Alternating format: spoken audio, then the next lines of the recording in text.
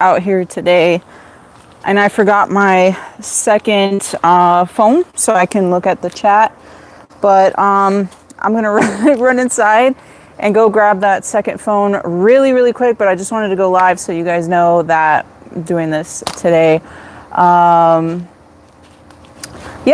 Today I am literally planting up. I just will be starting my fall garden, direct sowing seeds. I have some transplants, some strawberry bare roots, just a little bit of everything. And I wanted to kind of show you guys how I put this all together, how I draw my maps and just stuff like that to help me plan where to plant everything. So if you all could just let me know if you can hear me well and see me, so I can get started here. I'm gonna run inside really quick to go get that second phone because it's so much easier for me to look at the chat on the second phone.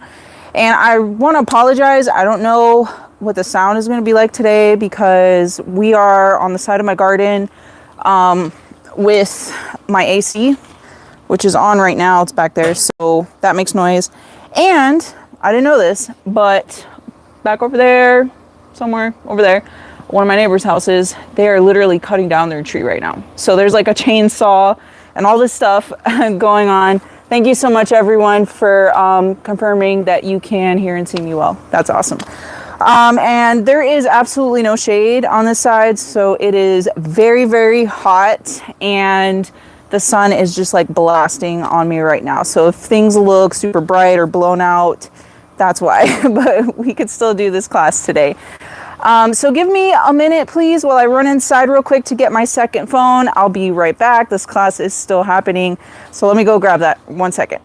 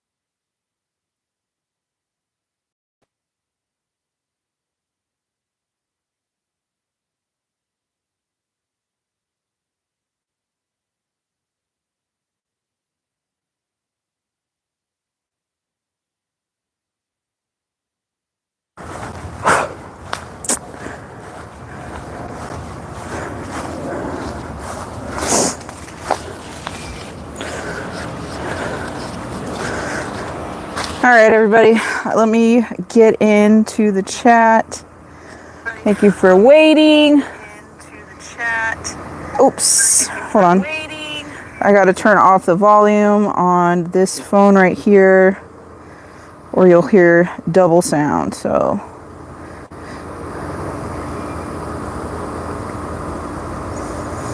all right, 1 second. We'll get started here. All this morning, I was weeding, prepping, all this stuff, cleaning out things. So super busy day.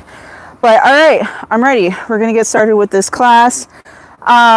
So we are gonna be moving around a lot on this side of my garden. This is one side of my house.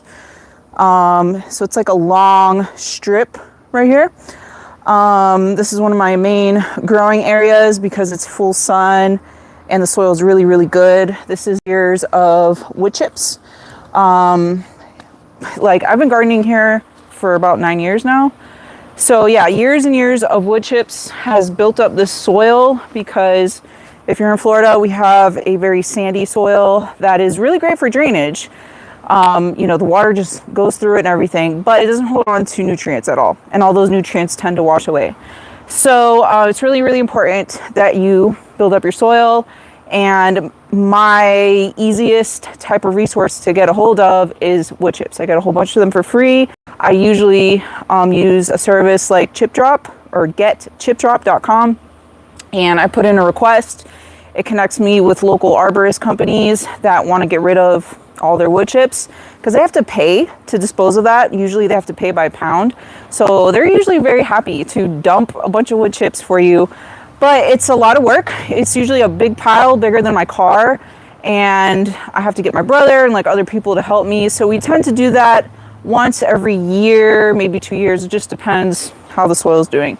But after all of that, years and years of doing that, I've built up, I want to say at least 15 inches, if not a little bit more by this point, on this whole side here of just really good. It looks black. It doesn't look gray like sand. So really good. And whenever I dig into it, I see lots of earthworms. So that's just really good sign that it's a good quality. So since we're moving around here a lot today, I'm going to try my best to keep up with the comments. Having the second phone here helps a lot. But even with that, I'm going to be a little bit slower looking at the comments and answering your questions. But I definitely want to answer your questions. You can ask me anything. If I miss your question or we run out of time, please feel free to email me at info@jarrahsgarden.com and I'll be happy to answer your question there. Please don't feel like I'm ignoring you. Some people have said that before, and it's not. It's just really, really hard to talk and do all of this and also keep up with the comments. Sometimes the comments get like really, really flooded. But anyways, awesome. Some people ordered, or Candy ordered some banana and pomegranate trees from me, and they arrived in great condition. Happy gardening. And just so you all know, in the description of this live class, there's a lot of links and resources because I try to preemptively think about maybe what the types of things I might mention, whether it be like supplies or plants or seeds or like whatever.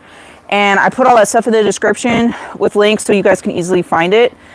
Right now, I am doing a strawberry bare root pre-sale. It's the first time I've ever done a pre-sale.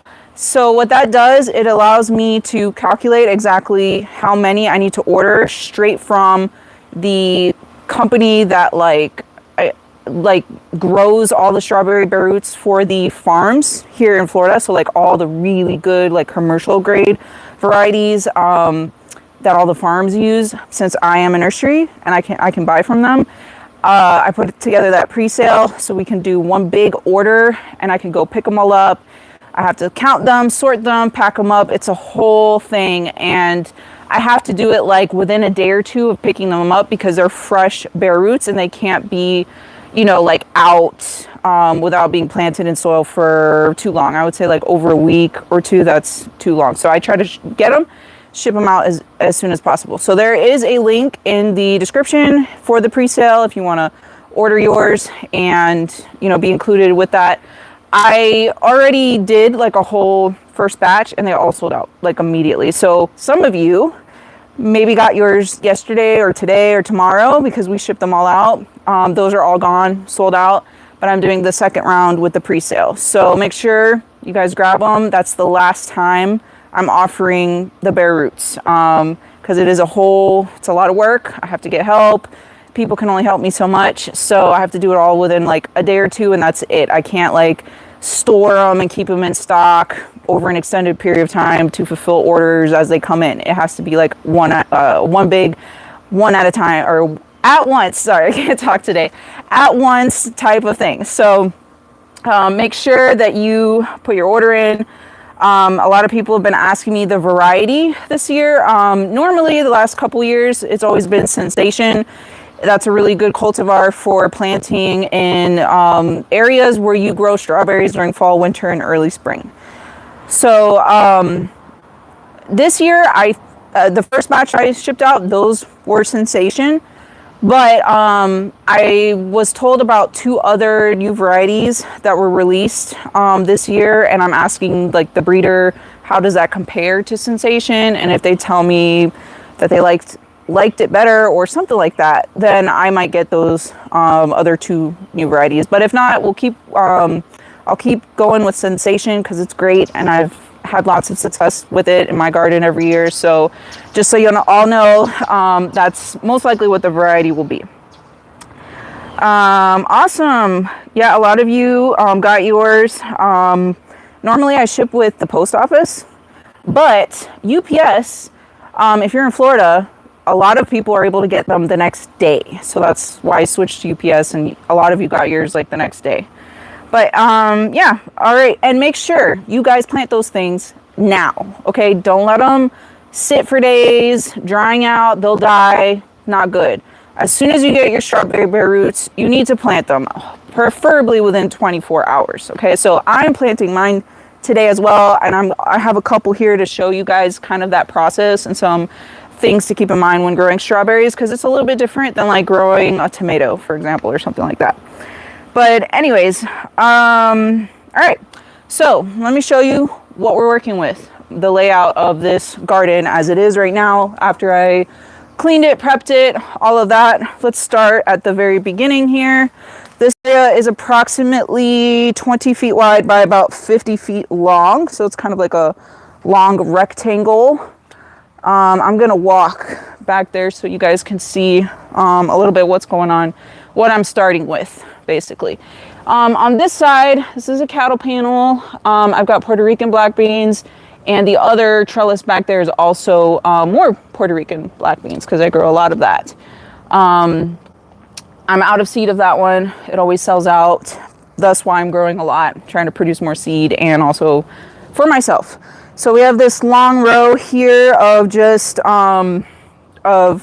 soil. I used this tool here. Let me get it. I think this is called a weeding hoe, to prepare the soil. There was a lot of weeds in here. You can still see some like little pieces of weeds and stuff. I'm just coming out of a Florida summer where the weeds go crazy and it overtakes everything. So there was a lot of weeds here, but this makes quick work of those. You just kind of push it through the ground like that, and it pulls out the roots, cuts them up into little pieces, and kind of shake the soil off, and you have a clump of weeds. I've been throwing this back in like a bare spot, it's behind you, that I have. So the weeds are cut up, they're gonna die off, turn brown, and kind of like fill in this empty spot so no other weeds can grow in there. So that's kind of what I've been doing.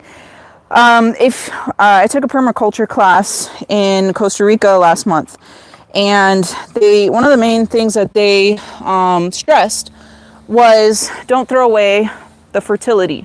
A lot of people will, weed your garden, throw that stuff out, or prune your trees, whatever, and then throw all that material away, the sticks, the leaves, all of that. Or maybe you're raking leaves because it's fall time and you throw that out. That is all fertility that you're throwing out. So you should use it in some way. Recycle it back into your garden. So yes, those are weeds. I yanked them all out and I kind of piled them up in a little bare spot here behind me to block further weeds from growing in there. It'll break down, add nutrients back in, that kind of thing, instead of using some sort of chemical, which I don't use any kind of chemicals to kill weeds in my garden whatsoever, but a lot of other people do. So instead of using a chemical or weed blocker or whatever, throw your weeds there, stack them up, make a thick layer, they'll die off, and add nutrition back into your soils. So so we've got this whole long strip here. We've got the Puerto Rican black beans here. I got some more here. On this side here is a whole long trellis, takes over this whole side. Maybe I should turn my camera a little bit so you guys can see what I'm talking about. 1 second. All right, and I had a lot of people asking me in some of my most recent videos what this plant was behind me. In a lot of my videos I sit in front of this because I love how like green it is and it's solid, it's not distracting, that kind of thing. This is 3 or 4 giant yellow Brazilian passion fruit plants that I started from seed, and I also sell the seeds for that on my website. And that thing, those vines they're giant, okay? They'll go up like a telephone pole. So mine are growing horizontally in this space, and it's fine. Again, I said this was like approximately 50 feet long. So yeah, really, really long vines.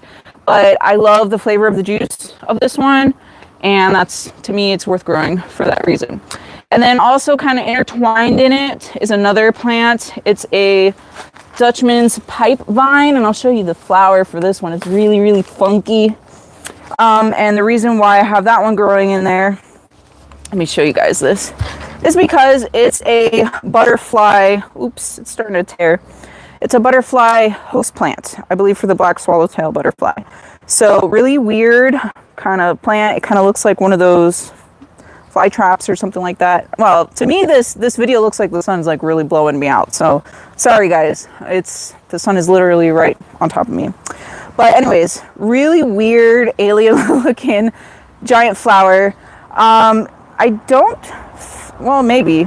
I'm not sure if little insects get stuck in the bulbous part and it eats it up like a Venus flytrap or something. But it is a host plant for black swallowtail butterflies. So that's why I planted it, and it's kind of like all in there too, which is fine. Okay, so further down, I'm going to bring the camera with me. And then I'll stop to look at the chat real quick. I know you guys aren't going to see this part of it, but about a week ago, I took a whole bunch of seeds of herbs and flowers that are short, that don't get very tall. So like alyssum, petite dwarf marigolds, the thumbelina zinnias, a lot of herbs that don't get too big, like chamomile, cilantro, and I kind of like took all these seeds and like mixed them up, and then I scattered it all over here, at least from this line all the way back, and they're germinating. Like I can see them all like popping up, and I wanted to experiment this year with a living mulch, so to speak. So using plants to fill in areas and gaps so that the weeds can't grow through. And I mean, the flowers are going to bring in tons of pollinators and beneficials, and the herbs are awesome. I use them all the time in cooking and stuff like that. So whatever herbs I could find that just kind of stay more compact in size, like not like an oregano or basil that gets like huge. I just scattered those seeds all over here, and I did that about a week in advance of actually planting this up to give those a little bit of a head start over the plants I'm about to put in. So this is an experiment. I've never done it like this before, so we'll see what happens. The worst that could happen is there's too many plants and I pull some of them out. Like, that's it, right? So no harm done. Anyways, so further down a little bit, the only things that I have so far growing in here for my fall garden is a bunch of Seminole pumpkin. It looks beautiful. When you grow squash at the correct time of year, or pumpkins, there's barely any pest pressure. Like, these leaves look amazing. They don't even have powdery mildew. I don't see any like squash bugs or any of that kind of stuff that I normally get if I attempt to grow this during the summer. So it is possible to grow Seminole pumpkin and some of the more tougher squash varieties during the summer, but it's a lot of work. You constantly have to be spraying for all the pests or hand squishing the squash bugs and all of that, which even for me as like a really advanced gardener, that's a lot of work and nobody wants to do that. And so just make it easier on yourself and plant them during the very early spring or fall, like what I'm doing here. And I know I'll get a harvest before my frost arrives. My frost will be like the very last week of December is usually when my first frost comes. So it's looking great. It's already flowering. It's beautiful. And then on this side here behind me, the last thing I have is a bunch of cucumbers growing on a cat panel that I like zip tied to the posts of my fence, which my husband really didn't like, but I said it'll be fine. It's always fine. So if not, I'll fix it. Okay. So yeah, it's just kind of like hoisted up here, but it's working and everything looks great. Cucumbers are part of the cucurbit family, just like squash, like the Seminole pumpkin as well. And they're prone to the same kind of issues. And these ones also look really, really good, healthy, solid leaves. They're not bitten up. Initially, like 2 weeks ago, I was starting to get some like worm damage from the little green ones. I think they're called pickle worms, which is typical. It happens. And I did one application of spinosad, and that took care of it. They're gone. It's now cooler, and they're not like as active or present in my garden anymore. So just one little treatment, and they seem fine. They're doing great. And these are just like different varieties. Some of them are new to me. I'm trialing out. I'm always testing out new varieties and stuff. So we'll see what happens. There is one cucumber though that I absolutely love, and that's the 201. That's the name of it. Okay. I got it from the breeder of that cultivar because it's very early, it's very productive. The flowers, I believe, are self-pollinating, so every single flower should produce fruit. And that one was the very first one to start producing little female flowers with the baby cucumber. So really early producing, and I do have seeds for that one on my website. But yeah, so this is what I have going on. That's pretty much it. Besides these things that are in here right now, this is a blank slate for me to plant a lot of things. So let me get my map here. Actually, let me sit down here with the map. So I always draw some kind of preliminary map of my garden on, or should I take a break and check out your comments? I'm sure there's a bunch of comments in there. Let me do that first. Let me see what's going on. Come on. All right.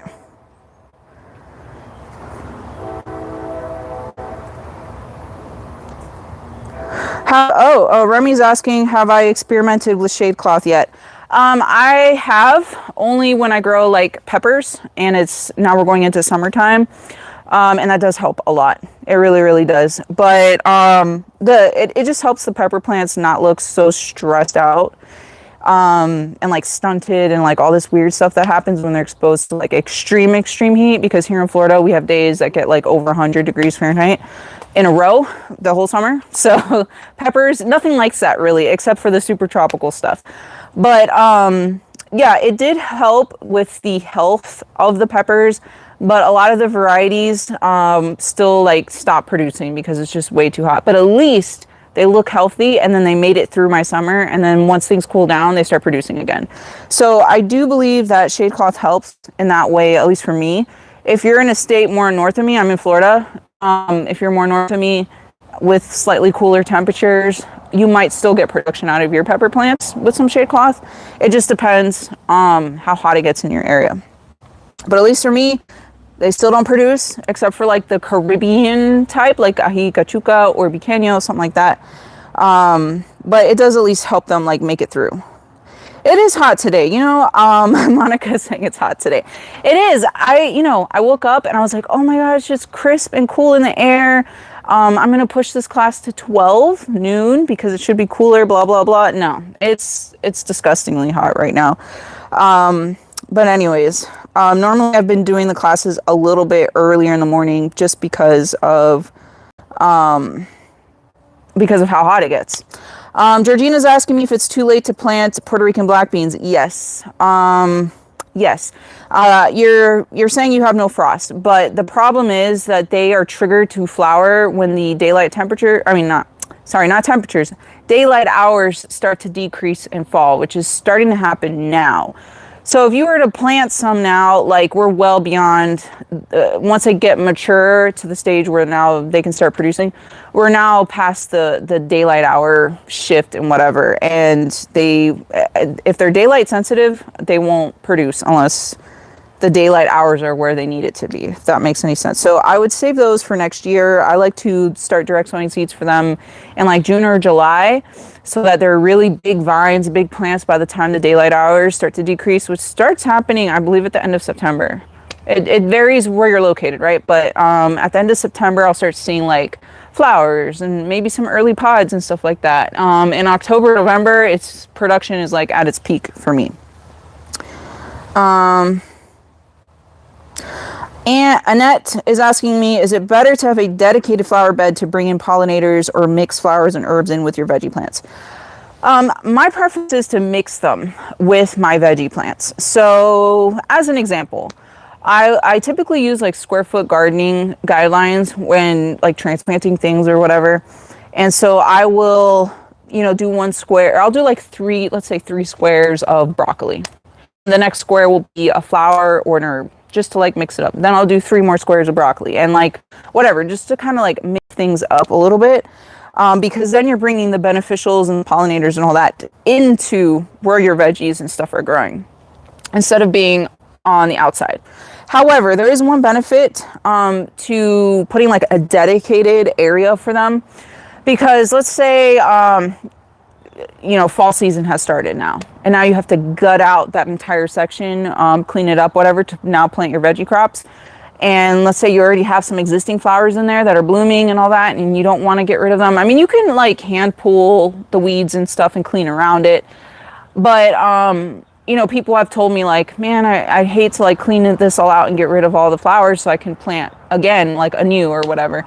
So if you have them like to the sides of your garden, like let's say instead of this passion fruit, it was just like flowers back here, then you don't have to touch those. You can leave them and keep growing, and then maybe the next row after them you can start all your veggies. So it's up to you and like your style and method of however you're setting up your garden. Like I just pointed out earlier, I broadcasted a whole bunch of like seeds for both short and flowers and herbs, and they're all like germinating all over the place. And I'm literally going to be like popping in transplants in those areas. That's what I'm doing.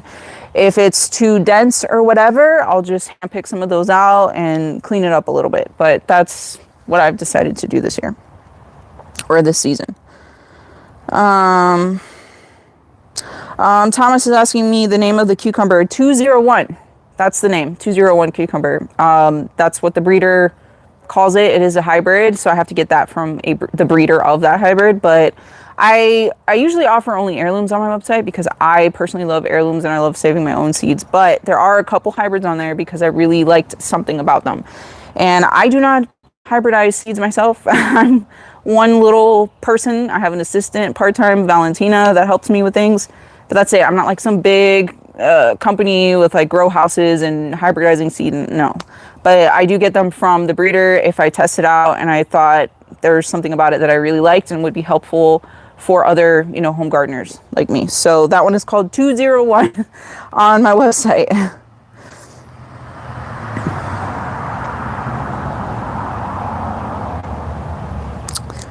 All right, so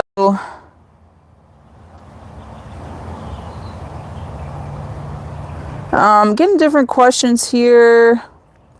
Ruth is saying that your Seminole pumpkin, the leaves have some yellow leaves. Whenever you have yellowing leaves on any crop, the very first thing I'm going to suspect is maybe overwatering. That's like the number one cause of yellowing leaves, overwatering.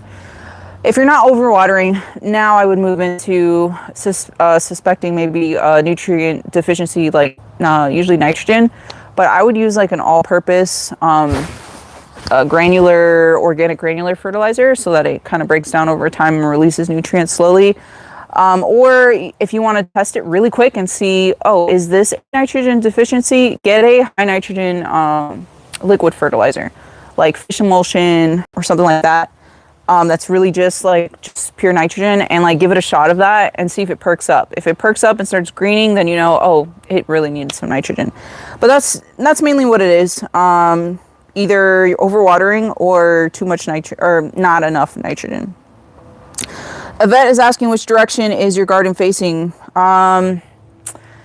It is important to know the direction of your garden, but since my property is so small, I have to utilize whatever I have no matter what direction it's facing. So the sun, it's noon, it's right here above me. It goes this way behind me, so that's west, and this way is east. So the sun travels across my property, across my house, the roof, over this area, and sets behind me.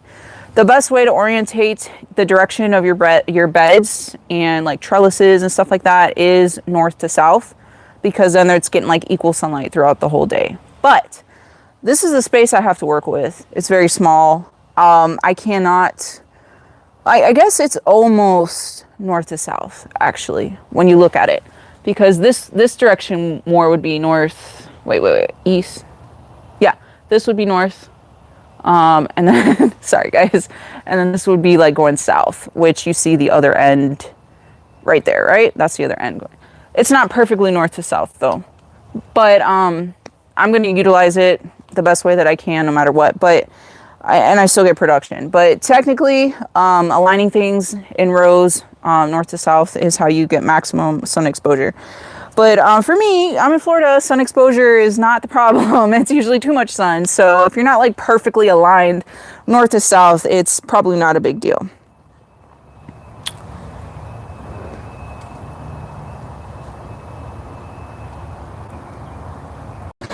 Susan's asking, how long do you have to hurry up and plant your strawberry bare roots? As soon as possible. I would definitely not let it go over a week. And you're ordering a green stock garden tower that looks like you're waiting for it to arrive so you can plant up your strawberries. I had someone else ask me that question as well. And I said, take the bare roots and pop them in like a grow bag or something with some potting mix and keep the soil moist so they don't dry up and die, because they will dry up really fast and then die. So just keep them in some kind of soil medium, watered until your green stock arrives, and then pull them apart and plant them in the green stock. That's the only thing that I can think of to get them to last a little bit longer.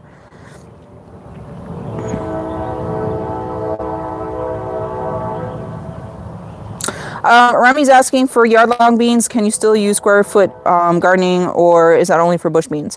I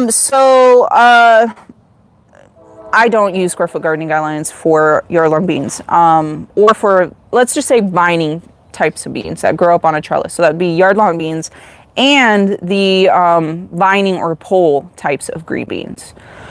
And for cucumbers too. Honestly, I get my trellis set up. I dig a little trench along the whole line of that trellis, whatever. And I just sprinkle seeds. I don't count them or whatever, because those kinds of crops, their root systems are really shallow. And these crops are not something that's going to like last long for like very, very, very many months in your garden anyway. So they grow fast, they produce, and then it's time to yank them out. You're done with them, right? They might produce a second flush, but that's it. I mean, cucumbers usually produce about 2 or 3 flushes, but the beans and stuff, they'll produce usually one big flush at the beginning. That's like the best, the highest quality, the most amount. You harvest all that out. They kind of like look like they're dormant. They're not really doing much, but then they'll put on some new growth, whatever, in a few weeks and put on a second flush. But that second flush tends to not be as much or abundant, whatever, as the first. And then after that second flush, they're pretty much done. Like they ain't coming back. They're done. They're done with their life cycle. You might as well just take them out. So because of that, because they have shallow root systems and they're quick growing crops that aren't going to be in your garden very long, you can like really cram those in. So those kinds of things, I don't pay attention to square foot gardening. I just sprinkle the seeds in my trench right underneath the trellis. But for the bush beans, yes, because now that's taking up space. They all need like equal lighting and that kind of thing. It's a little bit different.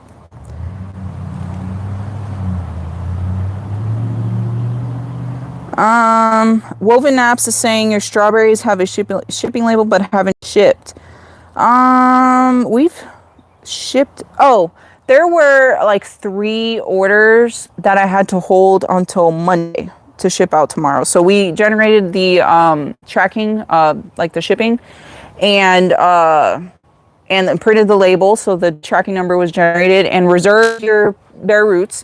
But I had to hold it because you may have ordered something additional with it, like seeds or a plant or something like that. And so we're packing that up to put it with that order and ship it together.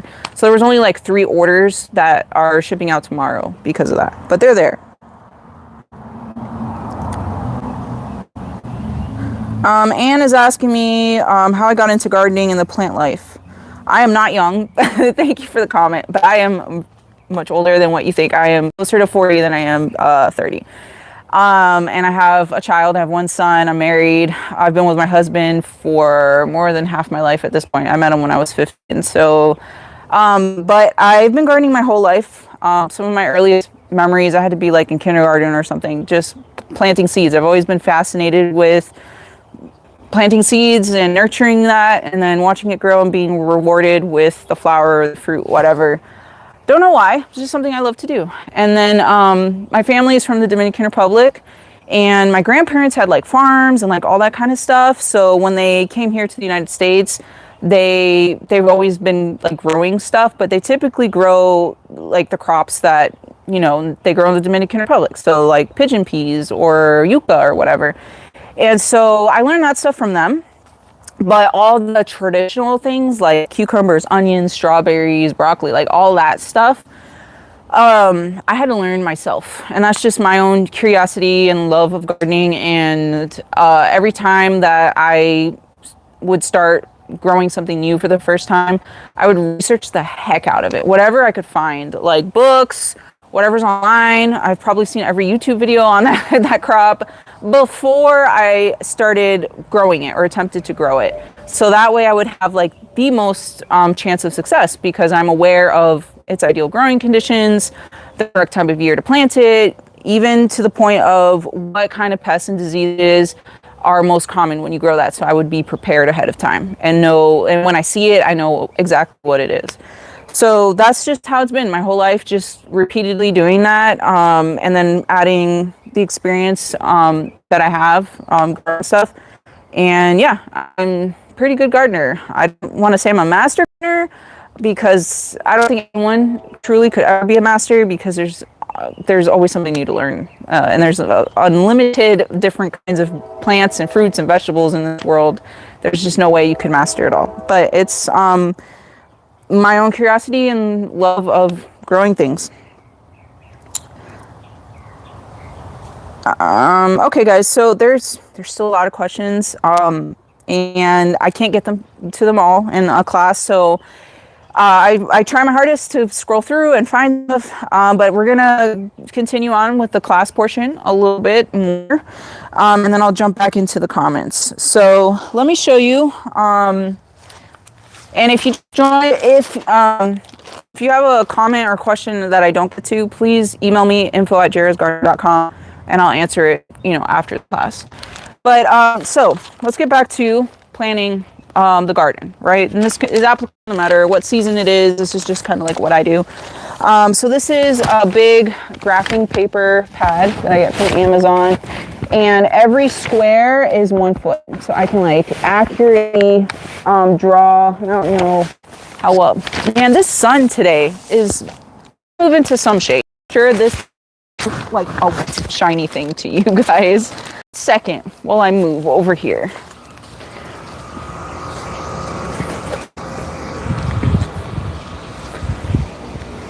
It is very hard when you're moving around in the garden. That's much better, much better. I'm under the shade of, this is my lychee trees. I have 2 right here, and moringa and my avocado. And then back behind me is a bunch of Tai Nong, is it number 75 or 45?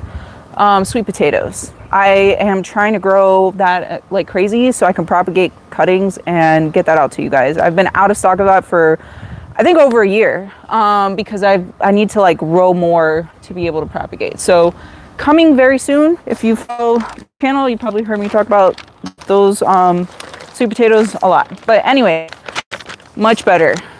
You guys can see. All right, so yeah, so graphing paper, and every square is 1 foot. So you can accurately draw like your whole garden bed, garden base, whatever you have. And then I blocked out, I do have two lines of weed blocker material. Those are my pathways. And I use weed blocker because that's going to be there a long time. Those pathways are going to be there for a year, longer, whatever, unless I change the whole layout of this side here. So I like to use weed blocker in that case for something that's more permanent, right? And so the weed blocker areas have been like grayed out, like colored in. So I just know that. In the middle here, this is approximately 7 feet wide, which typically I try to make my growing spaces and beds and whatever no more than 4 feet wide, so I can't like reach, so I can, reach all the way in through. But since I have walkways on both sides, I can be on either side here and still reach all the way through. So that's what I'm doing this season. I mostly change like the setup every season. Like there's always constant change here, experimenting with new things. This might work great. This might not work great. Maybe I'll be stuck with so much dense stuff in here that it might be bad. I don't know.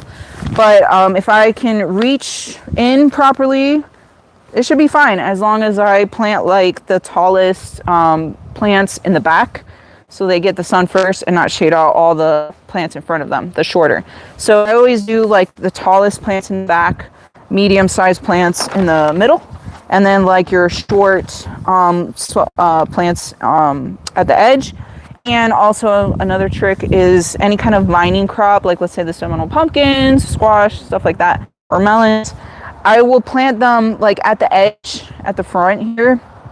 And so the roots will take hold in that little spot, but then take all the vines and then push that out like outside of the growing space, so it just grows around it and not take up more growing space that I could be growing other things, if that makes sense.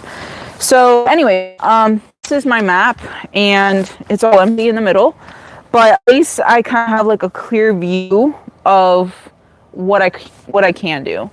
And sometimes I do, write in here and fill in stuff like exactly, oh, I'm going to put a broccoli plant in this square or whatever. And I'll fill all of these things in, which is useful if you want to like count, oh, how many broccoli transplants am I going to have to start, in advance. And so if you want to do that, that's great. You'll know exactly how many you'll need.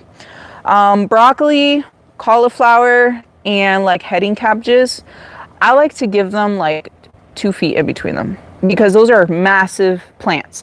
The bigger the plant, the bigger your head broccoli or cauliflower or cabbage will be. So those types of brassicas require a little bit more space so they can have more nutrition and more access to more sun and get really, really big. If your plants are small, you're going to get a small, not even worth it harvest, in my opinion. So those crops are probably the only ones that I've noticed like really, really need some of that extra space. So that's probably the only example where I break square foot gardening guidelines a little bit, because the guidelines usually say 1 broccoli plant per square foot or whatever. I like to give them 2 because I find that the plants are able to get bigger and I get a nicer harvest.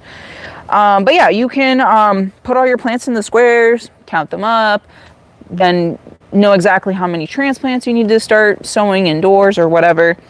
I have a tray of some of the broccolis, cauliflowers, and stuff that I will be transplanting and showing you guys that.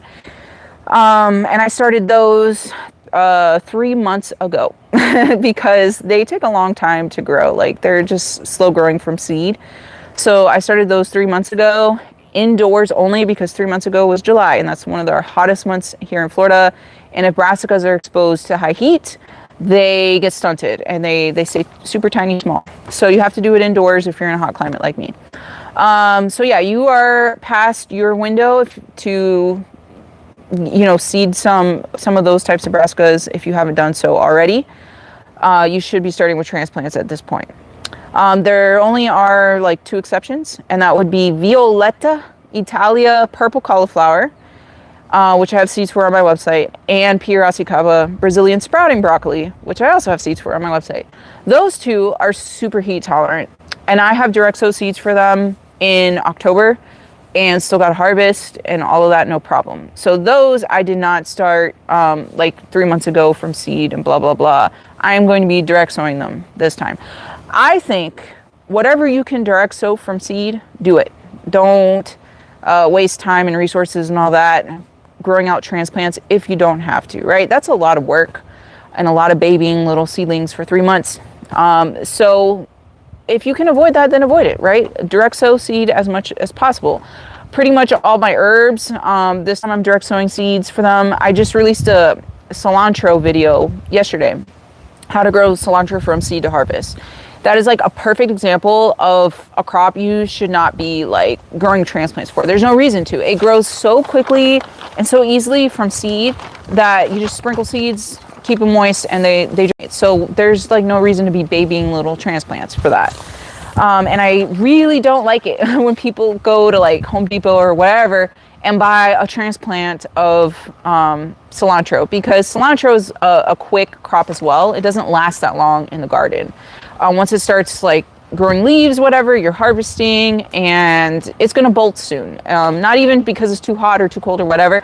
It's just a plant that doesn't live very long. It has a quick life cycle from seed to, harvest, and then it goes to bolt to create seed and end its life cycle. It's just a quick plant. So by the time you buy that transplant at the store, it's probably like nearing the end of its life cycle. So it's one of those crops that really just direct sow the seed. You'll get longer harvest from it. It's way cheaper and it's easy to do. So that is why I use that one, cilantro, as part of my mix for my, I don't know what you want to call it, ground cover or whatever. I just direct sowed a whole bunch of seeds all over for short crops. Cilantro is a good one for that. But yeah. So this is my map to help me visualize things and get started. Like I mentioned before, sometimes I will draw out exactly where I'm planting everything.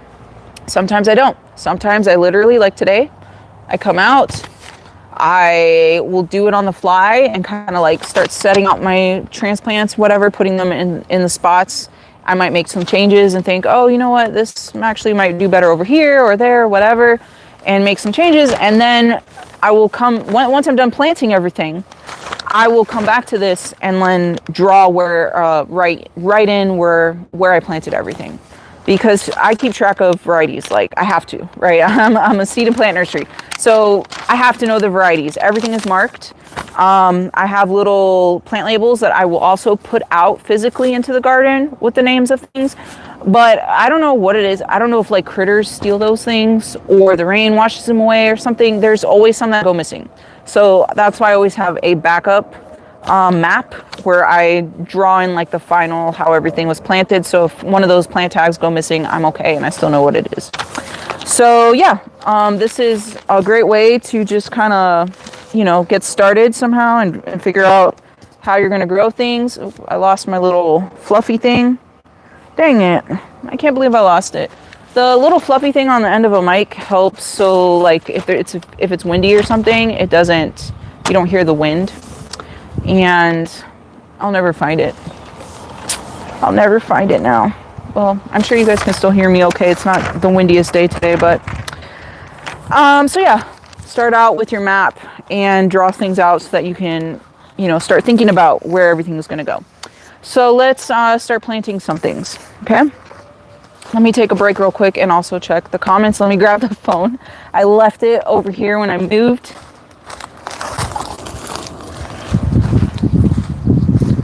You know what? I left it in the sun and it's super hot and it won't turn on now. That's what happens. It won't turn on. Okay, 1 second. But I did find my fluffy thing. So let me put that back on. So let me scroll through here. Oh, you need a Sharpie. You know what I do? I do actually, when this is finalized, I will take a highlighter and like draw the squares and everything. So it's like way more, like I can visually see it a lot better. I'll use like different highlighter colors and stuff just to make it stand out better. But,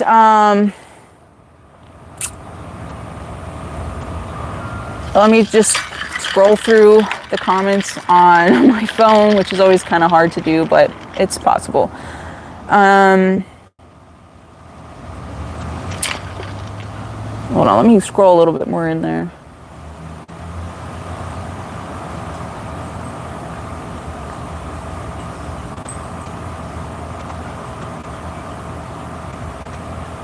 Julianne is saying, I've had a shampoo ginger for 4 years, more stalks every time, but no cones. What should you do? That's a common question that I get as well. So shampoo ginger is a rhizome-based plant. So it will start blooming once the rhizome system is mature enough to support those blooms. And those are really big blooms. It takes a lot of energy to output that. So what that tells me is that the root system isn't as big or developed or whatever it needs to be to output that production. So I would start fertilizing it. Like just put some organic granular fertilizer out there to kind of like give it a boost. But just so you know, we're going into the fall months here and winter, and you're gonna start seeing like the shampoo gingers and all of that, they're gonna like go into dormancy. They're gonna stop growing. The leaves are gonna die off. That happens here even in my Florida garden zone 10A. Mine that are growing outside, I can grow them outside because my ground doesn't freeze, but the top upper foliage starts dying back or whatever. So if you see that happen, don't freak out. It's part of its life cycle. It doesn't like the cold. It goes into a dormancy, and then next year in spring it'll start popping up new sprouts. So as long as the root system is healthy and big enough, it will start blooming for you. So you know. And the other thing about shampoo ginger is that it doesn't like full sun. That actually kind of stresses it out and leaves get all funky, like yellow and stuff. It actually does better in some park shade, especially if you're in like Florida or something like that. So not sure if that could be also kind of what's going on, but yeah.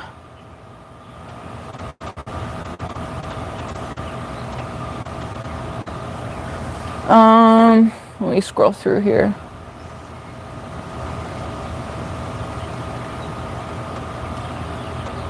SB is saying that you're growing squash and you're getting a lot of male flowers. So there's nothing you can do about that. Squash plants and cucumbers, or melons and cucurbits in general, they will start outputting male flowers first before the female flowers show up. Excuse me. That's just how it is. And the thoughts on that is that maybe the plant is trying to like put out there to the pollinators like, hey, I'm going to start producing now. So kind of attract them into the area, if that makes sense, with the male flowers that have, that are full of pollen, right? So there's really nothing you can do to like speed it up to get to the female flowers. You kind of have to wait. But the nutrients that support flowers and bloom and like fruit production would be phosphorus and potassium.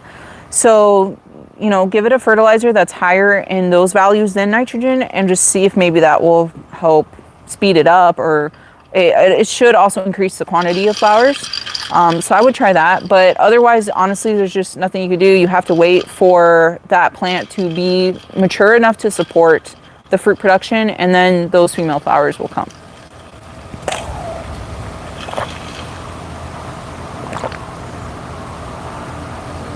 Christine is asking, is basil a good companion plant with strawberries?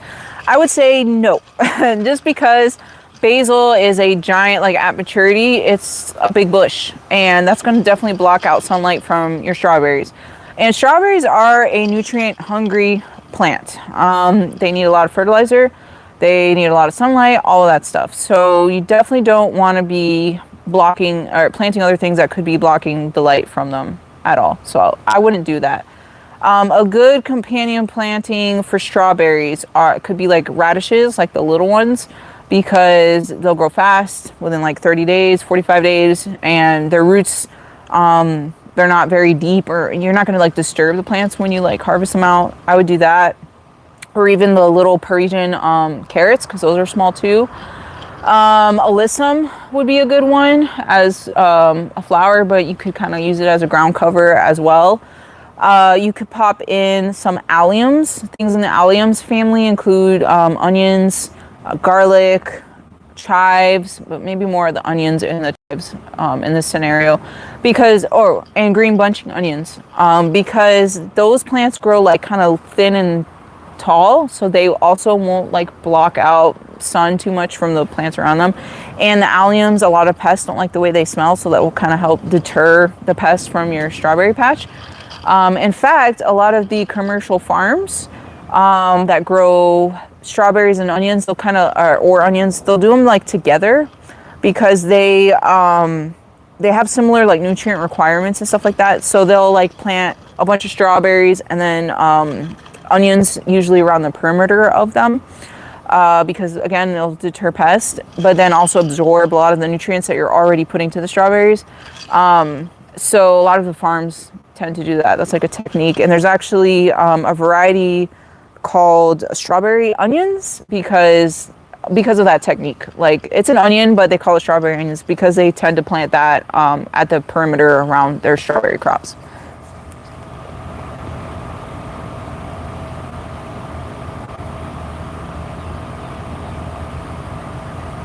Remy's asking, you want to try yard-long beans, what would you recommend? So all yard-long beans are pretty much the same in terms of flavor and texture. It depends, you know, there's some few differences. The red one is really pretty, and it's easy to like find them on the vines because the red color pops out, so it's really easy to like harvest them and whatever.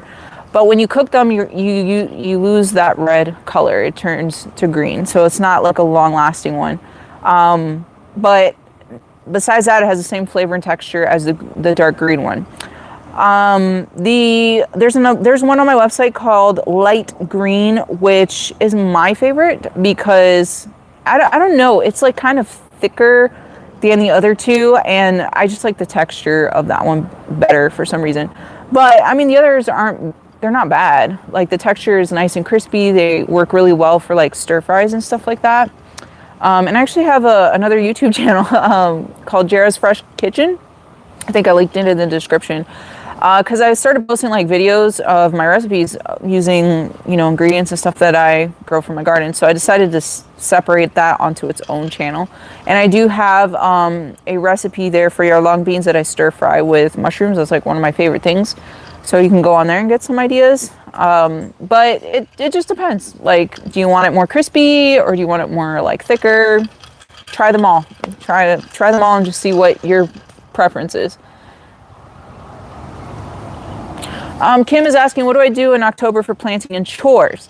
So that's a lot of information to give. So I'm just going to refer you all to my YouTube channel for my October monthly garden guide, and then the separate task, the task for October. Usually my task tips and reminders kind of thing. Because that lists all that stuff out, and it's specific to, let's say you have 3 months left until your first winter frost. What can you plant then? Or maybe you have 1 month. What can you plant then? Like, it's because it's going to vary depending on where you're located and everything. So I always refer people back to those videos. It lists it all out and you'll get all that information there.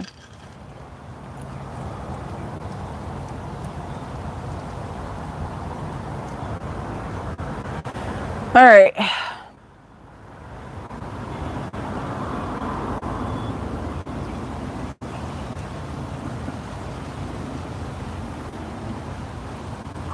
I'm going to have to continue on with this class. I definitely want to show you guys how to plant some things. And usually my classes are supposed to be an hour long. Let me see if this is back up. And it's hitting an hour already. I do have a family birthday party I have to go to, so I want to make sure I show you guys how to plant this. So we're going to do that. Again, like I've said previously in this class, if I miss something, please email me, info@jarasgarden.com. Check the description. There's tons of links, resources for all sorts of things that maybe I mentioned during this class as well. And on my website, jarasgarden.com, you can find seeds and plants. I am a nursery, and I'm doing a pre-sale on strawberry bare roots if you need some. I'm also I think I'm gonna do a pre-sale on onions as well. I got to put all that together and figure out how I would logistically do all of that stuff, because I'm doing a strawberry one right now. So keep an eye out for that. Obviously, I'll post about that all over. What else is coming? I think that's it. I think that's it for now. But okay, so let's get back into planting up this garden. I'm going to start with some of these brassicas that I have. That's my tray of brassicas down there. And we'll talk about brassicas a little bit, because now is the time to be transplanting all your bigger brassicas. Let me get some ingredients here. 1 second. I had to run to the store and get fertilizer today, because anytime that I transplant something, I always add fertilizer into the planting hole. Like, don't just leave the hole without any nutrients for your new transplant or seedlings. All right, give them a boost so they get growing and started right. So 1 second. Let's see, what else do I need here? All right, I got my plant tags. Oh, another tip. Usually in December and January, when I like order all my seeds, whatever I'm doing, I start planning what for the whole year. Like, I start planning, start making piles. This is what I got to start from seed in January. This is what I got to start from seed in July, or whatever the month is. This is what I want to start from seed for October. So I pretty much have my whole year planned out for me, and I know once it's that month, this is what I need to plant. So you're not like constantly having to go through all your seeds and find stuff and plant it and whatever. Just do it all at one time. So I have it all here. This is the stuff that I want to direct sow from seed, and we'll get to that in a bit. But anyways, looking at my garden here, this thin strip, let me move the camera so you see a little bit better. This here is this side over here is the back of my garden, because the sun comes this way. So I want to plant the taller things on this side, medium height plants in the middle, and then smaller, shorter things here on the edges. So that way the taller plants don't shade out all the shorter stuff. So all my big brassicas, we're going to be planting them in a straight line right here in the back. So these I started actually in August, so I was a little late starting my own things. I'm not perfect, guys, all right? But these were started in August. They're big enough to go into the ground. I've got a mix of different things here, from kale, cauliflower, broccoli, like whatever I wanted to grow, right? So these are 4-inch pots, and I have grow guides on my channel. You can go through my playlist. There is a brassicas playlist where I put all my videos showing how to start and grow, you know, whatever it is from seed to harvest, like the whole process. So you can see, you know, how I start the seed, how I plant it, all of that good stuff. So if you want more in-depth, like detail, step-by-step on how to grow broccoli, cauliflower, kale, whatever, you can find it in there. But anyway, so I started these from seed. I sprinkled like 3 seeds in there. That's usually what I do with brassicas, 3 seeds. And then if it's like a kale or something, kale you're growing to eat its leaves.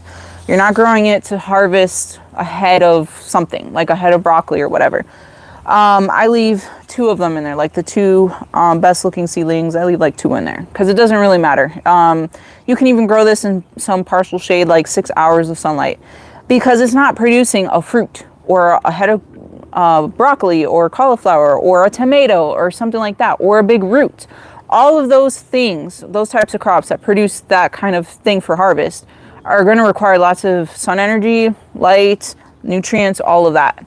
If you're growing something just to eat its leaves, it just needs a lot of nitrogen and a good amount of light. It doesn't need full sun. So I can leave 2 in here. They're not going to like compete with each other, that kind of stuff. It's fine. They just need like nitrogen. Here I have Green Acres cabbage. She's a little sad because I let it dry out a little bit, but she's perking back up after I watered it. So this is Green Acres cabbage. This is a heading brassicas. So this is going to get big. It's going to get really, really big, and it needs a lot of access to sun and everything. So this is like full sun right here. So I'm going to just pop my first one. I'm going to place them first before I plant them. But I guess I'll start my brassicas line, like right here. I've got one. Well, some of these are kale, so they could be planted closer. But like I was mentioning before, I like to plant the big heading types of brassicas with like 2 feet in between them. This is more kale. 1 second while I get them. More kale. I grew all varieties of kale because I love them. Purple sprouting broccoli. We've got 2 purple sprouting broccolis right here.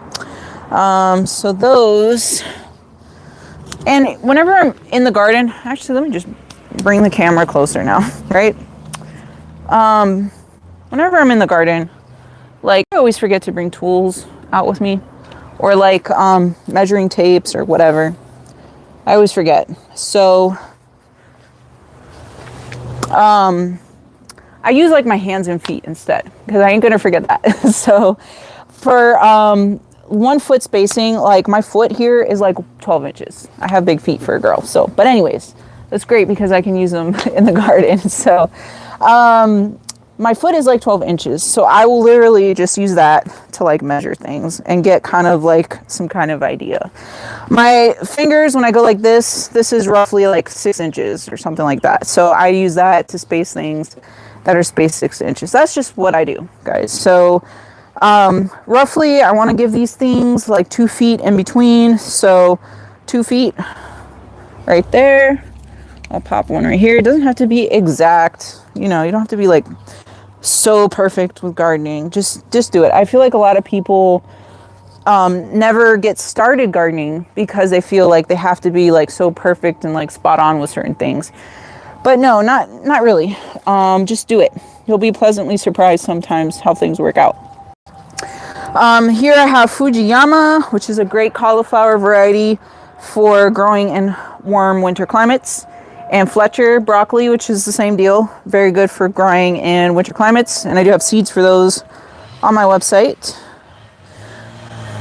Oh, that tree cutting company is back. So I'm sorry guys if you hear that in the background. But anyways, Fujiyama cauliflower. It's a white heading cauliflower. And then Fletcher right here. Let me get the other one because I think I have three Fletchers.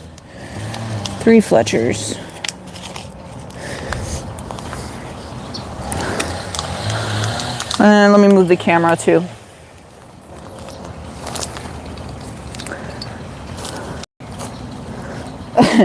All right, guys. It's nice though that I'm outside for class finally, because the last couple months since like summer, I have to like just sit in my patio and chit chat with you guys because it's so hot that I have not been able to get outside. So at least I'm grateful for that, even though it's still kind of hot. But okay, so I've spaced out my cauliflowers, my cabbage, broccolis. I think I have another cabbage. Oops. All right, I'm gonna switch. Oh, and I have some Romanesco.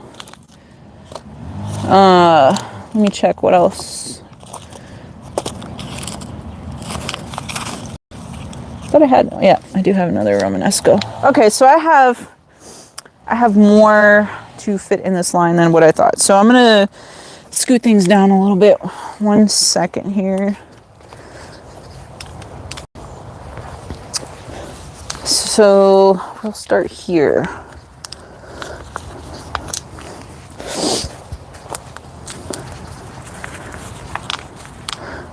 And I always like putting things like this, you know, out there, because you might step back and look at it and decide, oh, you know what, I'm going to change this up, or I should plant this here better, whatever it might be, before you actually plant them all into the ground. And then, you know, you don't want to make mistakes. So it's always good to just like set things out.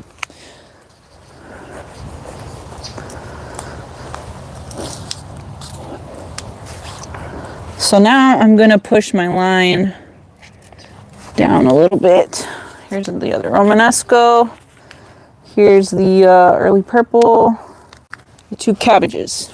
Move down. All right. That looks good. All my kales. I don't know. Where should I put all my kales? Well, honestly, I'll just continue the line with all these kales down here. All right, these are my tallest crops for sure. So we will put them all. So approximately 2 feet or 18 inches at minimum for your big heading broccoli, cauliflower, all that kind of stuff. Your kales, they can be a little closer. And you're harvesting kale a lot. You're removing those leaves. It shouldn't be like some big, bushy, leafy plant, right? Because you should be eating from it. So those can go like 1 foot apart, like square foot gardening guidelines. All right, I like this placement. I'm pretty sure I'm not going to change that.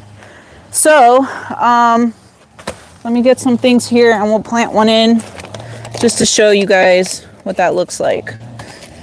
And let me get my garden gloves here.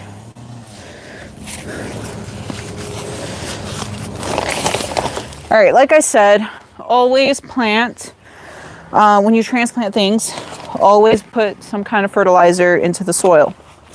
I went to the store today because I didn't have any fertilizer, and I really like organic granular types of fertilizers. Normally I get Espoma, but they didn't have Espoma today. They had Vigoro, which is organic, so whatever, the brand doesn't matter, but I just really like organic stuff.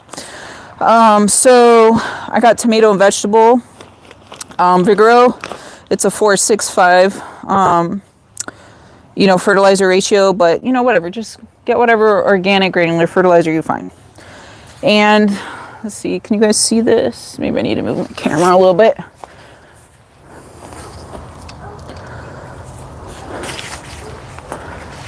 Yeah, all right, you guys can see that, right? Okay, so this is a Romanesco here. So just dig your hole. You're going to plant this at the same depth, soil height or whatever. It's not like a tomato where some people like to bury some of the stem and all that kind of stuff.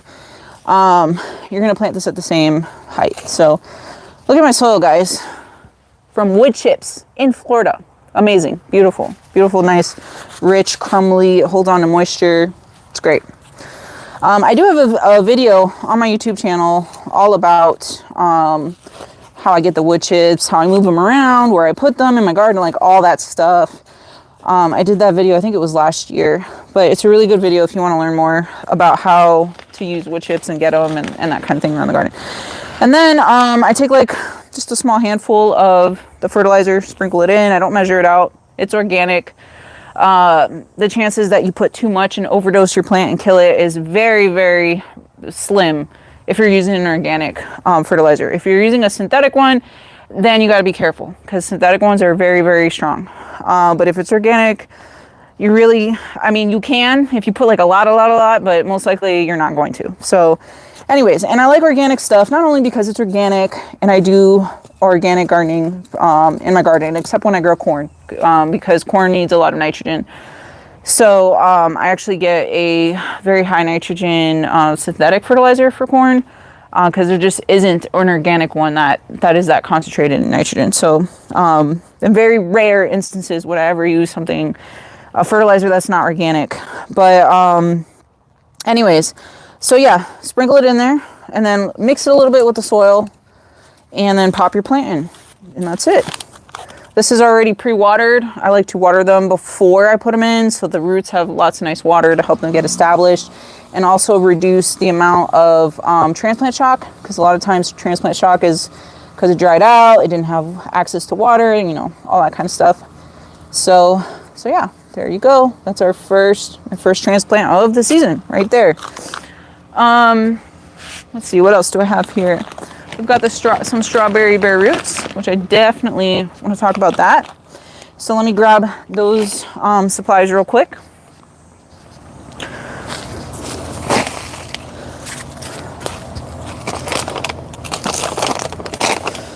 Oh, and I'll show you guys kale in 1 second too. All right.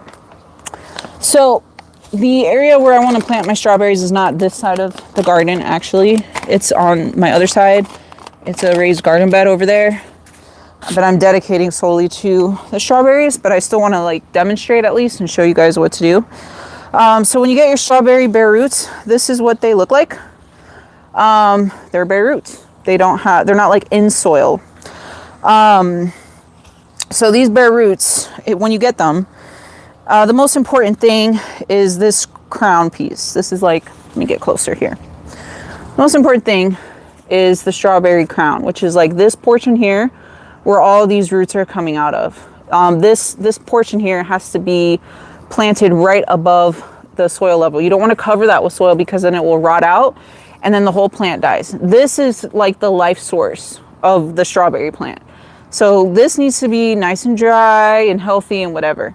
When you get your strawberry bare roots, you might have a couple leaves that are dead, old, damaged, whatever. It doesn't matter. Just cut those off, because at that point they will be taking energy away from the plant, the root system, that could be used towards growing new, healthy, leafy growth, right? So if you get them and there's some damaged leaves or decaying, dying, whatever, it's fine. Just snip those off.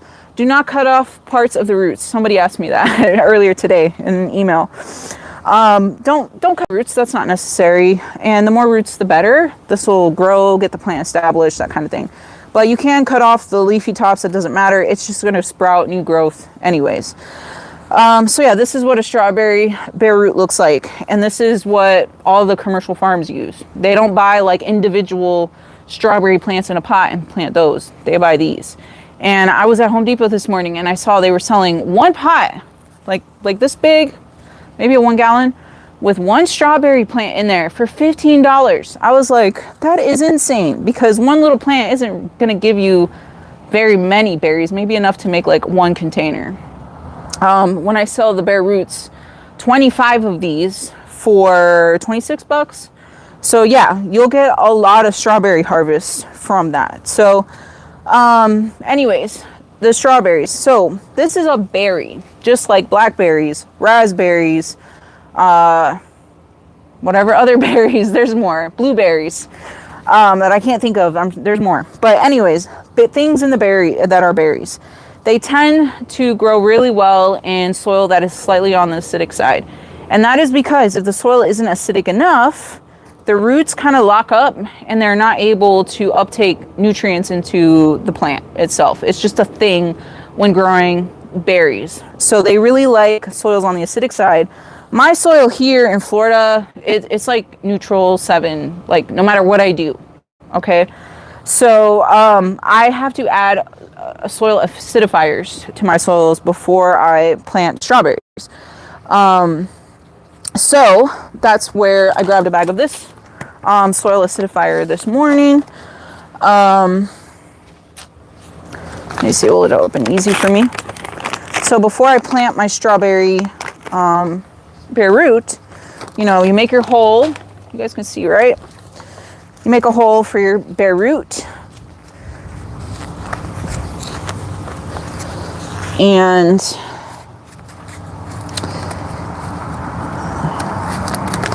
just sprinkle some in there. A little bit, whatever. This is maybe like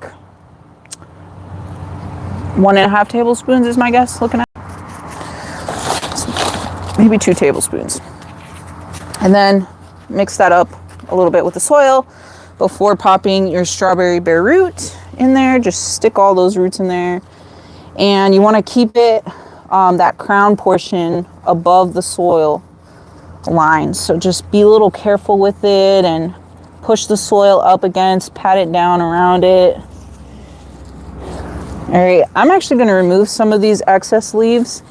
This one already has like a new one sprouting through, and I really want this because if the plant has a lot of leaves, it has to divert a lot of energy to maintaining those leaves. And I want it to focus on getting the roots established and this new, or the newer growth that's coming in. So this is like a lot of leaves right here. I'm going to remove the older ones, and that way this plant can focus more of its resources towards the new growth and all of that. That's what I'm going to do. So there you go. You've planted your strawberry, gently water it in. They're going to probably look sad for a couple days or a week or so until they get established. They do like full sun. So even Florida full sun. A lot of these strawberry farms, like I encourage you, go strawberry picking if you can. There's a lot of farms in Florida. But usually, well, okay, the strawberry picking doesn't start until like December or January, that kind of thing, because that's when they're all planting their fields right now. In October, all the farms are. So then usually in December is when the strawberry picking stuff starts. But if you get the opportunity, go check out the farms and kind of look at like how they're, you know, growing them, just to get ideas and maybe implement some of that back home. A lot of times, like, well, not a lot of times, every time that I've ever gone strawberry picking, they grow strawberries like in a hilled up soil. So, and that's to help with drainage, basically. So they'll like mound up a whole row of soil and then they'll put the strawberries in there. They even cover that whole mound with black plastic because that keeps the soil on the warmer side, especially as we're going into the winter months, and that makes the strawberry plants happier. I'm not going to do that. They have like machines and stuff that will do that for them. Like it like pushes all the soil, mounds it up, and then puts this plastic all nicely wrapped on it. Plus that's a lot of plastic. I don't want to be doing that. But just to let you guys know, that's how they do it. And then they also run their drip irrigation lines through those hills as well. So that's an idea for you that you could do at home. If you're doing drip irrigation, install the drip irrigation lines, you know, right on top of the hill or within it, whatever. Very nice water. So yeah, strawberries, they need acidic soil. So if you notice your strawberries aren't growing well or they didn't produce well, maybe you should test the pH of your soil and then try again next time with, you know, making those adjustments using the soil acidifiers. You can even buy soil specifically planting your strawberries in a green stalk garden tower, containers, a new bed, and you're looking for if you can get the ones that are blended for acid loving plants. Normally you'll see that in the stores, it'll say like rhododendron and camellia acid loving plant soil, something like that. You can use that for your strawberries as well. So go with that. If you can't find soil like that, or it's outside of your budget, or you're planting them in an already existing area, raised bed that has soil already, then you can sprinkle this stuff at least into the planting hole, or amend the whole soil area with this. Another tip, strawberries are very nutrient free. If you want them to grow beautiful, lush plants that are going to produce a lot of big berries for you, they need a lot of fertilizer, like every week fertilizer. So with these, I will use, the only one I'm aware of is Miracle Grow. It's not organic, but it gets you some really good berries. Miracle Grow has a brand of fertilizer. You mix it with water. I think it's called Acid Lovers or Mere Acid. Years ago, it used to be called Mere Acid, which I know sounds really weird, but I think they changed the name to like Acid Lovers or something like that. So they have like a fertilizer just for that, for acid loving plants. So when you use that fertilizer, you are fertilizing the plant with nutrients, but also it has, I don't know if it's sulfur or whatever they use, that will also acidify the soil as you fertilize it at the same time. So that's what I like to use specifically on all the berry types of crops, that particular fertilizer. So if you do all that, you'll be fine. Even in Florida, where our soil is just always a neutral 7 or 7.5, no matter what you do. So yeah, I'm going to take this out because this is not where I'm planting these. I did, as soon as you get your strawberry bare roots, pop them in, this is like a bowl with some water so that they get a little rehydrated, okay, before you plant them. I'm hoping you plant them as soon as you get them though. So have your spaces ready, your garden beds, all of that. So if you pre-ordered these from my website, the pre-order window will close October 26th. And when that happens, I will place the order with the farm that produces these and go and pick them all up and count them, process them, all of that stuff. And that will take me an additional 1 to 3 days, depending on how big this order is. And then I immediately ship them out. So plan to have wherever you're going to grow your strawberries, plan to have that ready by October 26th, plus or minus a couple days, because they are coming soon after that date. That way you're not like, you have all these bare roots that are drying out, but you're not ready to plant yet, that kind of situation, because they will die pretty quickly if you don't, plant them right away. All right, 1 second. So those are the major things. We'll talk a little bit about direct sowing seeds and this kale here, and we'll wrap up the class because I do have to go.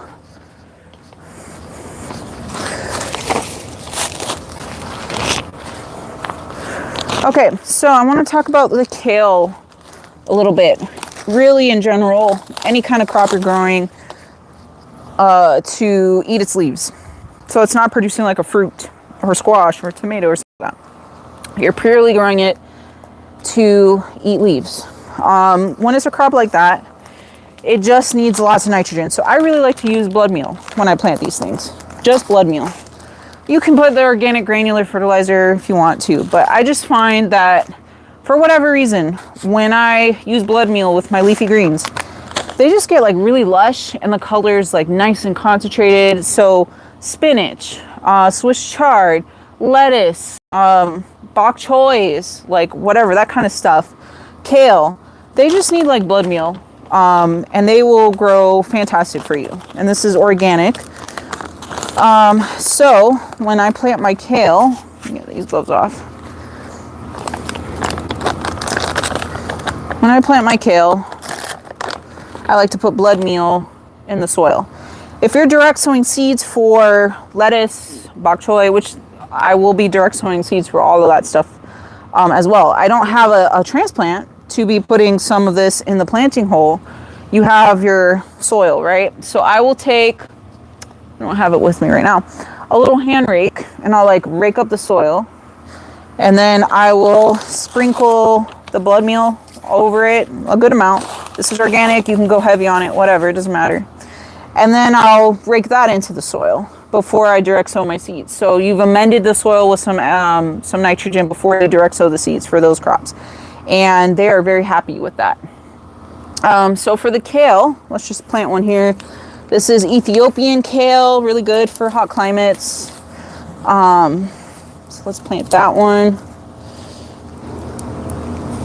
Whoop, some old zip ties. My garden is built with zip ties, basically. Oh, here's an earthworm. I saw one of these the other day and I kind of flipped out because it was moving like a lot, like squiggly, moving a lot. And a lot of people are reporting, especially in Florida, I think they're called like Chinese jumping worms, something like that. And they're bad. But you can identify if it's that worm because it'll have like a band on its body that is like a lighter creamy color, almost not white, but it's like a lighter solid color. And earthworms don't have that. So that's how you know you don't have the jumping worm. And honestly, if you have the jumping worm, I don't even know how you would get rid of those or treat for it. I think they eat like the roots for a lot of crops. Not really sure. Not sure what you would do for that. It's really tough when you have some kind of pest or disease in the soil to get rid of it. But anyways, this is blood meal. Take a handful of that, mix it a little bit with the soil, and then pop your kale plant in there. And kale is also planted at the same level with the soil. And that's it. There's my kale. All right, so we showed you kale. I showed you the bigger brassicas. If you're direct sowing seeds for leafy greens, just sprinkle a whole bunch of blood meal all over the place, rake it in. They'll be very happy with that. As far as direct sowing seeds, we can review. These are all the things that I want to direct sow. It's a lot. And every time I look at this, I'm like, how am I going to fit this all in my small garden? And somehow I make it happen. It works. But my initial plan for this area is to actually put my rows this way because I can cram a whole bunch of them like side by side. And I think it'll look really pretty. So it's not going to be necessarily north-south orientation, but that's fine because I get tons of direct sunlight in this area anyways. So yeah, I'm going to be doing it this way. I've never done it like that. Usually I go this way. But I don't know. I think I could fit more going the other way. So anyways, we've got beets. You really should only be direct sowing beets or any kind of root crop for that matter. Because if you get a transplant of a root crop, you're going to disturb the root system when you transplant this in your garden, and that messes the whole root crop up. If it's like a carrot, the carrot won't grow nice and long and straight. It'll be like all weird and messed up. So that's the reason behind why you don't like grow transplants of a root crop. It's direct sown. So we've got beets, all kinds of beets. I love them all. I like to juice my beets, especially the red beets, like Detroit dark red, with watermelon. Oh my gosh. Just those two things, put it in your juicer. Best juice ever, for real. You don't need to add sugar or nothing. The watermelon sweetens it up. Then we have watermelon radish, these mini purple daikon radish, the regular daikon radish with like the green shoulders. So all of these things, direct sow. I've got some kohlrabi, both the purple and the white. Kohlrabi is in the brassicas family, kind of like a broccoli and all of that, except you're going to eat this root portion that forms on the surface. It doesn't form under the ground, it's on the surface. So in this case, you can start with transplants if you wanted to, but it's so easy to just direct sow the seed for this one. So I'm going to go that route and direct sow the seed. Then I have senso pie, which is a cabbage. This was probably like my favorite thing I've been raving about, like in a lot of my videos lately. Because last season, fall and spring, I was growing this, and this is the best cabbage tasting thing ever, okay? It does not form a head of cabbage in the center, or even like a Napa cabbage. It just forms loose leaves, and the leaves are what you eat, and they look like cabbage. They look like cabbage leaves. So think of it as like a loose leaf lettuce, but it's a cabbage instead, and just the flavor is so good. I don't know, so good. A lot of people said that online, and that's what drew me to test it out in my garden. I was like, yep, I agree. Very, very tasty. But I also like growing Napa cabbage because we do like a lot of Chinese hot pot and that kind of stuff. And I love throwing like slices of it in there. And very easy to direct sow this. It's not forming like a head, like a solid head like regular cabbage. So these will, it still forms a head, but it's a different kind. It's more of a looser type, and you'll get to harvest much faster with a Napa cabbage than you will like a regular green, like the Golden Acre or something like that. But I like all cabbages, so I grow them all. But if you want a quick cabbage-like thing, Napa cabbage is the way to go. And then, of course, your other root crops. You've got your carrots, parsnips, all of them. All of them. I love growing all different colors, all of that every year. So all of them I'm doing. The only thing with carrots, though, root crops that form their roots in the ground, they need loose soil, or their roots are not going to get nice and straight and all of that kind of thing. So I do like to get like peat moss and even a little sand and kind of like amend the soil with that a little bit before I direct sow these. So what I'm going to do with the carrots, like I said, I'm going to make my rows like this. I'm going to mound up soil and then blend in some of the peat moss and sand to kind of like make it really loose before I direct sow the seeds. But I'm going to definitely make a mound for those. Then we have celery, because it's finally cool season here and I can grow celery. Celery does not like full sun, so there's a spot over here that's under some shade. So I'm going to grow this over there. But it needs light to germinate. These seeds require light to germinate. That's probably like the number one mistake people make. So whenever you're planting something where the seeds require light to germinate, you take your seeds, you sprinkle them on the soil surface, you pat them down, and then gently water that in. You're not going to like cover it with soil. It needs light. So that's what you do. You just pat them down so they make contact and like the wind doesn't like blow them away. And you'll get germination. It's pretty easy to grow once you understand that part of it. But I like Chinese celery. I think the Asian cultivars are a lot more heat tolerant than the traditional, like a Utah 52. But I also like Utah 52. So I grow both. And then this one, this is called Celtis. I frequently see these at the Asian grocery stores. So if you've never tried it before, go to your Asian grocery store, go buy some, see if you like it. But it's also called stem lettuce because it forms like this really tall like stem, like a thick stem thing. I don't even know what it's like, how to describe it to you. But the stem is the part that you eat. It's not the leaves necessarily, it's the stem, and it's just like a crunchy lettuce. That's what it's like. You slice it up and it's like a crunchy lettuce. It's mild in flavor. But it also grows really well in warmer climates. So just kind of a cool, unique crop to try. And then I've got all my greens, my leafy greens. I've got spinach here, New Zealand spinach, bok choys, even though, well, it's part of the brassicas family, but same thing. I grow them the same way I do with my leafy greens. My romaine lettuces, the butterhead kinds, I like to grow those in ground or in a raised bed, not a green stock garden tower, because these form a head, like, like a head of cabbage or broccoli. They form a head, and I find that when I grow those in a green stock or something like that, they can't like expand very easily, and it's just not the best. But the loose leaf lettuces grow really well in a green stock or something like that. So that's why I pulled out all the butterheads and romaines, because they will be going in rows in this garden here in the ground. And then a bunch of green, or all the bunching onions. I love the Japanese cultivars. In Japan, they eat a lot of green bunching onions. They like grill them, like slice them in half horizontally and like grill them and like all this stuff. I was in Japan last year. Yeah. And it was like on the menu or as part of an ingredient, like on everything. So in Japan, they have a lot of varieties of bunching onions beyond the standard green bunching onions. So that's where I got introduced to Ishikura, Redbeard, and Shimonita, which is like an extra large, thicker bunching onion. So just, when you can grow your own food from seed, you have like such a wide selection of stuff that you're not going to find at the grocery store. So that's why I started everything from seed.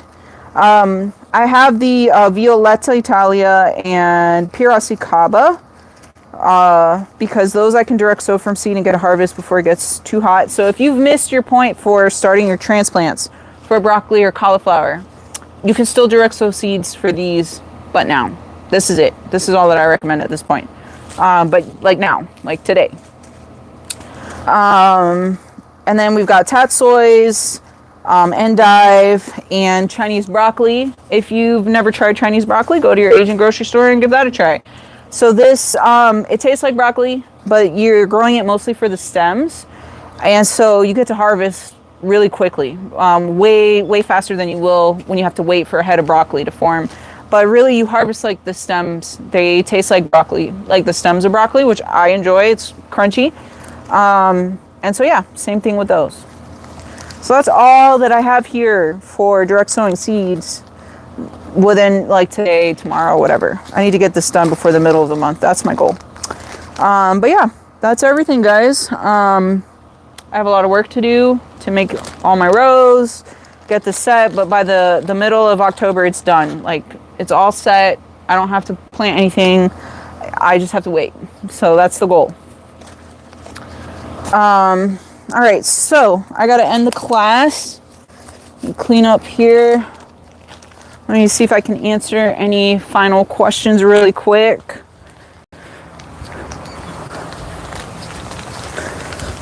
Whew, the shade is so much better. Let me adjust this really quick, guys. Let's see if I have the other phone now. I think it's, oh, okay, it's back up. Let me just pull this up because it's so much easier for me. Oh, wow, it like turned back on, right back to the YouTube channel comments. Oh, let me refresh. It could be behind.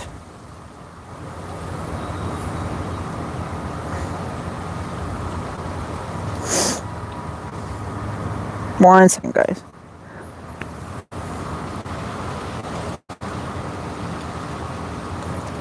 All right. I'm just going to answer like the last three, okay?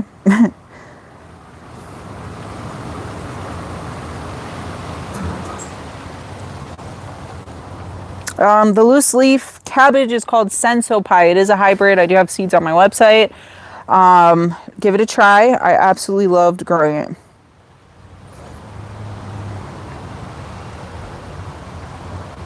Awesome, guys. I'm so glad you enjoyed the class.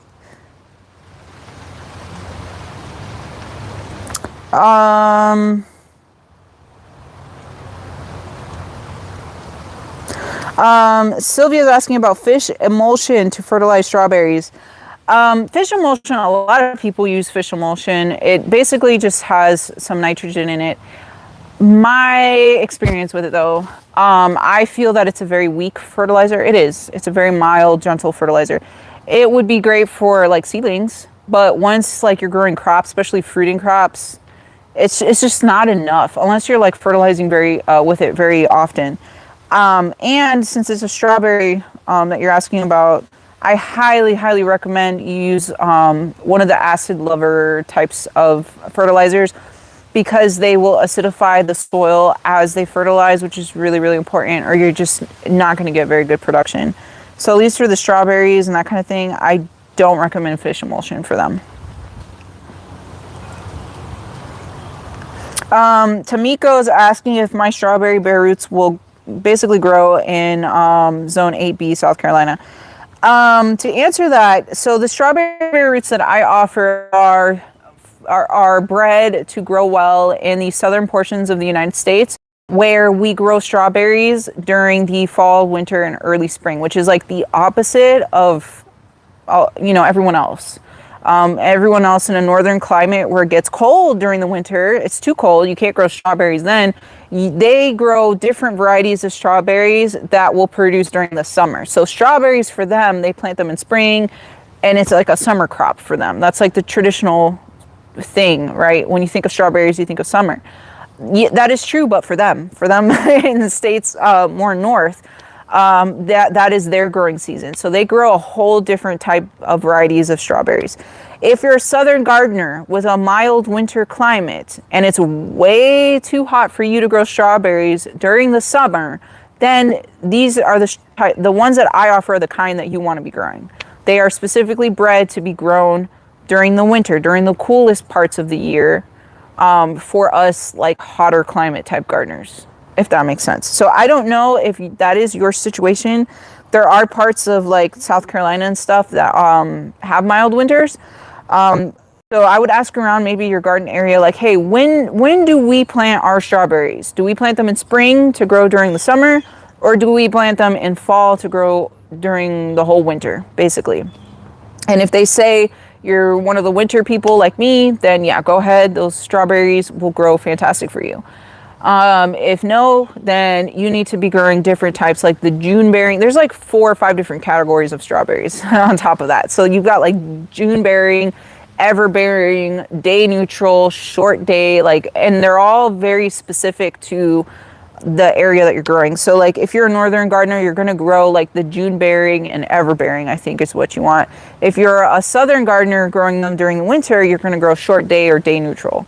So those are the varieties that I offer specifically because I'm a hot climate gardener, and most of my things, like I try really hard to find things that will grow better for us because we struggle with that a lot. But anyways, so I don't know. It depends on when your area plants them. Idali, hi, I see your name, and she's also part of my seed club. I do have a seed subscription service where I ship out a selection every season, and there's a private Facebook group for all of them, so I know you're in there. I see you all the time. But and you can get more info about that on my website if that's something you want to check out, jarosgarden.com. But she's asking, is it too late to direct sow dino kale seeds, also called black Tuscan, dinosaur kale? That's one of my favorites. It's very heat tolerant. Those plants, I've had those plants live for like over 2 years in my garden if planted in a spot that gets like afternoon shade. So very good variety. And I would say it is not too late to direct sow seeds for kale if you're in a warm winter climate, because again, we're only growing those to eat the leaves. So you're going to get a harvest. Like if you direct sow some today, you're still going to get a harvest before it gets way too hot again in spring, which for me starts happening like in March. That's it. Like the kale, broccoli, whatever brassicas are in here, they start dying off like in March for me. But yeah, if you direct sow seeds for kale now, you'll definitely start harvesting leaves before March. Charlotte is asking if you can, I guess, plant transplants of cucamelons right now. You're zone 9. We're going into the winter months, and cucamelons don't like the cold. And you're north of me by a whole zone. And I don't even like to grow them here in my garden during the winter because it gets cold, and then they get like stunted and they're just sitting there, or they might die off if we get a particularly cold front. So I would say no for you since you're in a slightly colder area than me, and wait until spring. You can start seeds for those indoors if you want. But honestly, they're very easy to just direct sow the seeds. I've even grown them in a green stock garden tower, like on the top tier. I will put a whole bunch of them so that they like cascade down. Oh, here comes my dog. Teddy! He like slams into me. So that's why I have to brace myself. But anyways, this means he's like fed up right now and he wants me to end this class because you guys are taking away my attention. Anyways, where was I? I would wait to just direct sow them in spring, and you'll have months and months and months and months of harvesting cucamelons.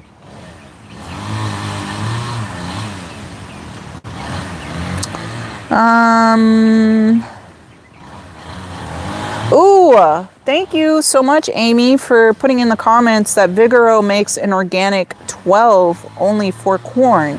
I did not know that, and I will definitely research that. I learn a lot from you guys too. Okay, like your comments and stuff in my videos and whatever, and like my class right now, like I learn a lot, and you'll, like I said earlier in this class, like there's no way you can master gardening, and I'm still learning things every day. So thank you for that comment. I'll definitely look into that.